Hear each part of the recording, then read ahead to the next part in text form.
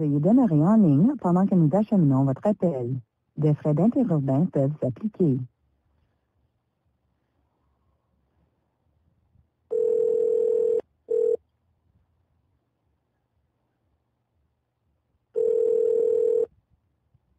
Hello. Oh, Dave. Hey, how are you? I'm good. This is Eric Bedar. Hi, Eric. How are you, brother? I'm fucking good, man. First of all, are you still available for the interview? I am, yeah. I just have to text Sam on the other line telling him that I reached you because I think you called a few minutes ago and I was on the other line and I missed you trying to cut over. And then I said to Sam, hey, I can't use my phone to international calls, so hang on. I'm just going to text him. Hold on one second. No problem.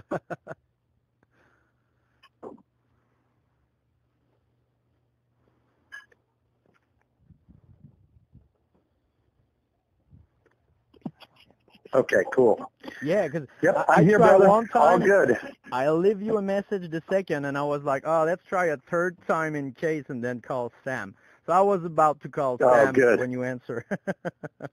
Okay, good. Well, third time's the charm, right? Yeah, that's what they say. You know, when you can reach somebody, try 3 times and then leave the fuck him alone. Yeah, man, absolutely.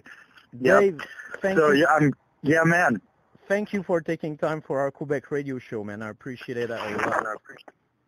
Absolutely, brother. My pleasure. So it's going to be really easy when you're ready. I'm going to say, hi, this is DJ Punkaz Ben, and I'm going to let you introduce yourself when you're ready. Okay, sounds good. Perfect. Hell yeah, welcome to our Quebec radio show, Prescription Punk Rock, my friend. This is DJ Punkaz Ben. I'm going to let you introduce yourself. Hi, this is Dave Smalley from Down by Law. Dave, welcome, Down by Law. Thank you so much. It's the first time on our radio show. You are kind of the missing puzzle of our radio show. Guys, there's so much in the air right now with Down by Law. The new record is done. How you felt, man? You know, I think I feel really, really good about it, actually. It's like, you know, there was something about it when we were recording it, and like everybody who had anything to do with it, like in the studio, like the engineers, or, you know, when we were just learning the tracks and Sam was writing and I was writing, and anyway, everybody would just say, God damn, this is a great record. You know, like they would just like stop and say nice things about it. And so it had that kind of magical feeling, you know, and so yeah, I'm really happy about it. It's like a grown-up punk record. That's how I would describe it. It's true. There's maturity, but you know the other records were really mature too. But this one, you know, it's a step ahead. You know, I feel it's more deep, and you know the experience and everything. And I think that you guys were having a blast doing it because we felt that through the whole records.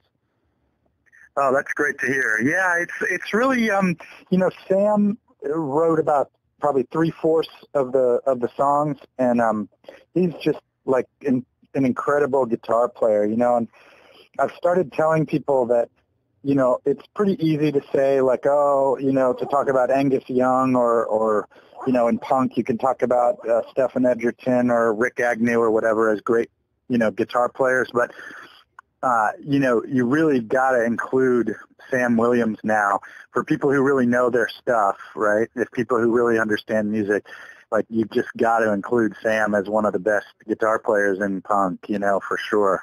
He's just incredible. So he really did a great job on this album. And it's so true, you know, and I mean, the guy is really deep, and the way he play, you know, you feel his soul, you know, through the music. So it's cool to see that it went very well through the whole process of recording.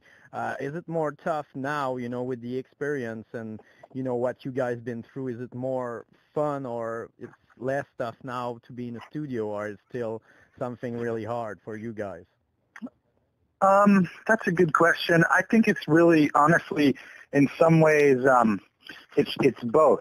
So it's easier because there's no pressure, right? Like, you know, I'm a veteran guy. I don't have anybody to prove to, right? But I have myself to prove to, and so like I think that the easier part is I don't worry about what people are going to say, right? Like I'm not, I hope everybody loves it, and I hope it means a lot to the whole world, or at least the punk rock world. But like I don't feel any pressure from that side anymore. Like when you're younger, you might. But I definitely also feel challenged to be my best as a musician. So there's like I'm challenging myself in ways that I might not have at an earlier age.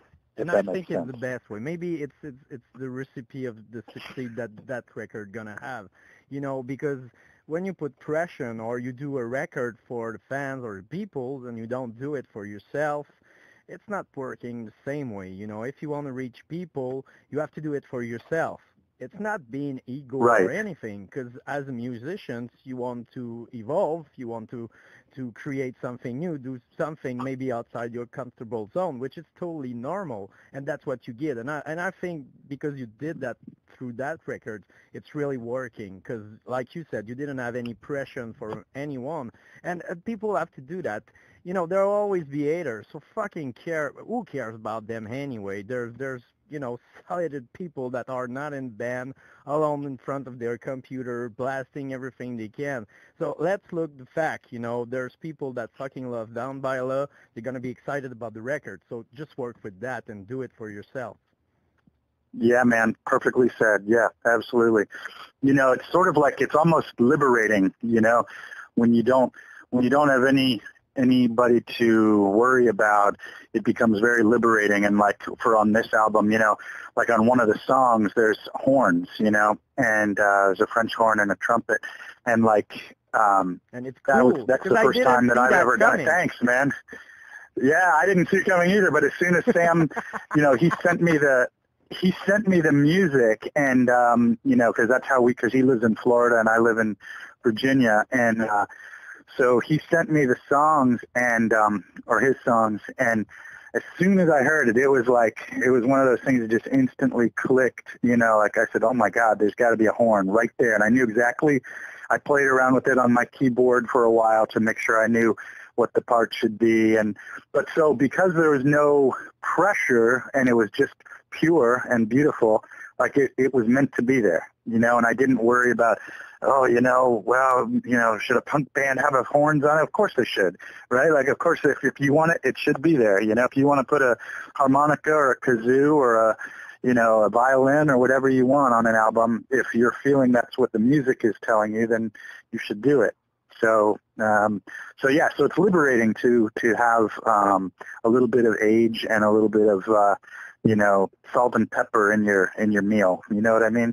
Yeah, and we're at the era. I think that people, maybe, I don't know, I feel that they're more open-minded through music, since there was a crash with the internet and everything. But people, by downloading a lot of music, I think they download every style. So it's not about one style or you have to do it. Of course, there's always an ethic in punk that sucks, but most of people are really more open-minded in music. So putting ingredient like that, like horn, or it puts something new, and it put, I think, the band Down by Law in that case at another level. It's totally different from what you achieve in the past, but it's still fucking Down by Law. And I think it's part of the whole records.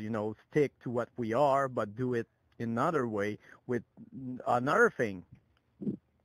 Awesome. Yeah, I think so too. And I do think also, Down by Law is one of these groups that has always kind of stood out a little bit. We didn't sound like everybody else at the time. There was a lot of bands that sounded just like Bad Religion in the early 90s, which is not a bad thing. Don't get me wrong. Don't mistake me. But at that time, everybody was trying to be like Bad Religion, and we weren't, and Down by Law was always like a unique kind of band. And so I think that most Down by Law fans are probably very smart, very open-minded fans.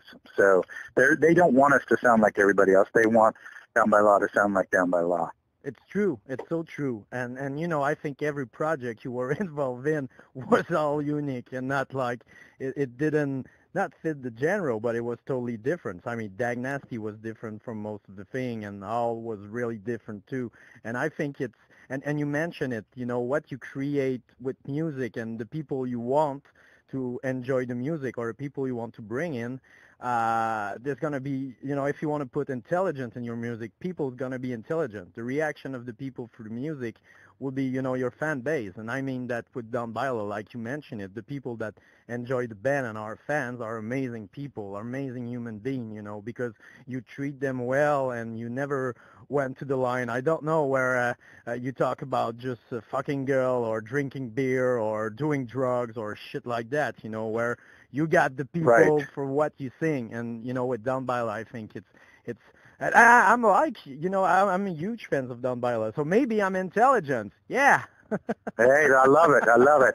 Well, it's funny. Somebody once told me not too long ago. Somebody said that Down by Law was the soundtrack as he grew up, and I love that he said as he grew up. Because like he probably started listening.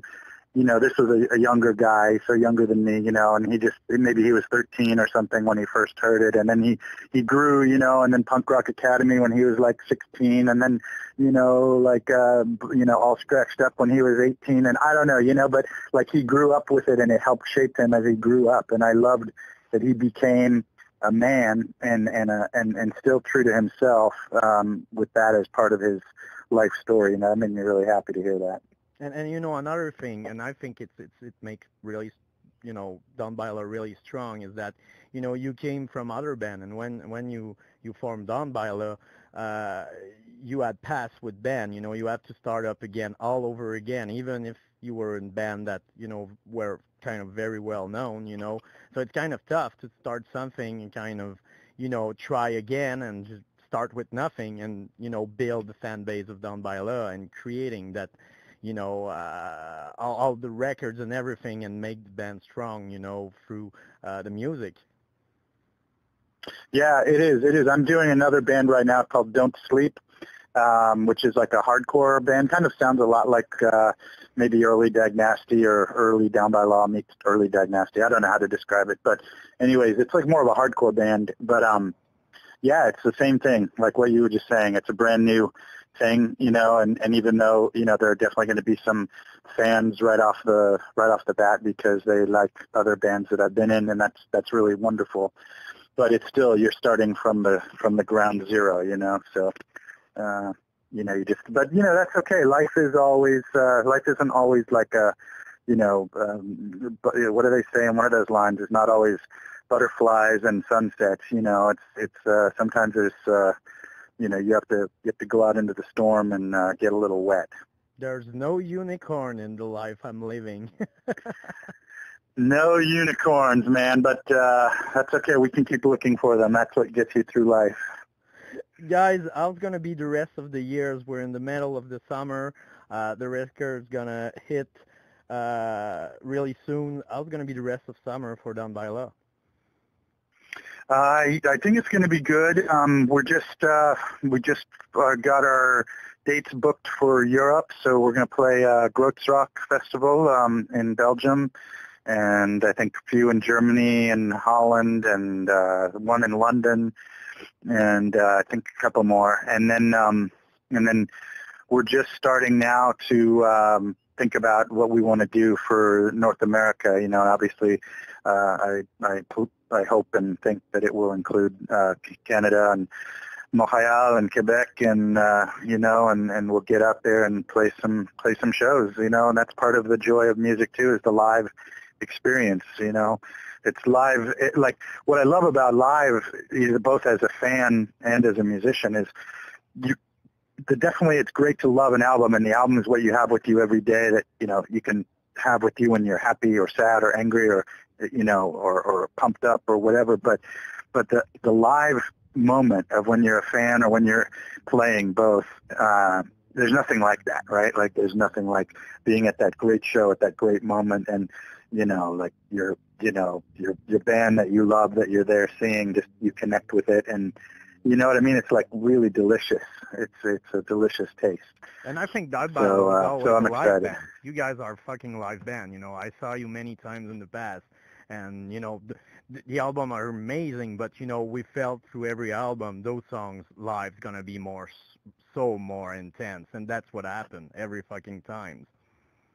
Oh, thanks. I hope so. You know, but you know, it's funny. One of the things that is marked Down by Law has been just like, because there's so much songs now, everybody always wants to hear like Gruesome Gary and Independence Day and you know, sort of 500 Miles and all these kinds of songs that you know, Right or Wrong, and I love all those and we'll always play them, but it's been hard to and especially because Sam lives in Florida and I live in Virginia, you know, and everybody's kind of scattered around, it's been hard to learn new songs for the tours. So we were always kind of almost like playing our greatest hits, which I love and which you know, I think is good. But I think this tour, I'm very excited because we're going to definitely do like at least, you know, 4 or 5 songs from the new record and probably, you know, throw in some other surprises. So I think that'll be really, really exciting to do that. That's cool because, you know, as a fan, you know, when I saw a band a couple of times, you know, I don't want to hear the classic song. I want to hear the songs that never play, you know, from the first or second records, you know, that obscure songs that I fucking love, you know, but it's cool. It's cool that you guys, you know, will be able to do that on that tour. Yeah, I think so. I'm very excited about it too. Although I don't know if we're going to have a trumpet player and a French horn player, so we'll have to see. We'll have to see about that song, but we'll figure it out. Let's find one in each city we do. Hey man, that might not be a bad idea. That might be the solution. You might have just come up with it. I should have learned Arn and get with you guys. Last time I saw you guys was at the Montebello Rock Fest. It was fucking amazing to see you back after all those years, you know, around Quebec. Most of the Down by Law fans were there from every era of Quebec City. So people check the new records, go buy it. We want to see them live. I know the concept of buying records is more hard to understand now, but it's really important for them to put gas in the van so they can travel and come to Canada and Quebec again. Dave, thank you so much for the generosity, my friend, man. Hey, my pleasure, man. Merci bien à tous nos amis à Montréal et Québec. Et nous allons là tout de suite, j'espère. Oh, you're good. It's tough. French is tough. It is, but it's a beautiful language, and so I try and respect it and try and speak it as best I can. And, you know, if you want to win anyone in Quebec or in France, if you speak a little bit in French, we know it's hard, but you get everyone. Because we're more used to people speak to us in English. So when somebody does it in French, we're like, God, man, you appreciate it. You like us. You like Quebec, man. I do. I love Quebec and Montreal both. They're both great places, and j'aime bien Provence, Québec. La belle province, j'aime aussi, Dave. Je suis Québécois. All right, brother. All right, man. You too, and thanks a lot for the time. Oh, no, man. It's me thanking you. Dude, man, thank you so much for the generosity and your time. Before we leave, can you do me a quick ID? Really simple. Just, hi, this is Dave from Down by Law. Happy 500 episode, because we're celebrating our 500 show as a radio show. So do it just simple. So you want me to say, this is Dave from Down by Law, and what was the second half? Happy 500 episode. That's it. I'm sorry, what is that word? I'm sorry, that's the word I'm missing. No, that's my French. Just say, hi, this is Dave from Down by Law. Happy 500 episode. Okay, at the 500th episode? Yes. Okay, got it. Okay, sorry. Okay, yeah, I'm good. We can do this. Whenever you're ready, my friend. Tell me. Okay. Hi, this is Dave Smalley from Down by Law at the 500th episode. Turn it up! You nailed it one time. You're crazy, Dave. So, my friend, okay, one more time? No, we're good. Okay. It's good, man. You're a professional. All right, you nailed it in one time. All right, brother. Well, thank you so much for the time, and I will hopefully see you in the near future. Hope to catch you in Quebec and Montreal. Dave, thank you so much, my friend. My pleasure. We'll talk again. Bye-bye. Bye-bye.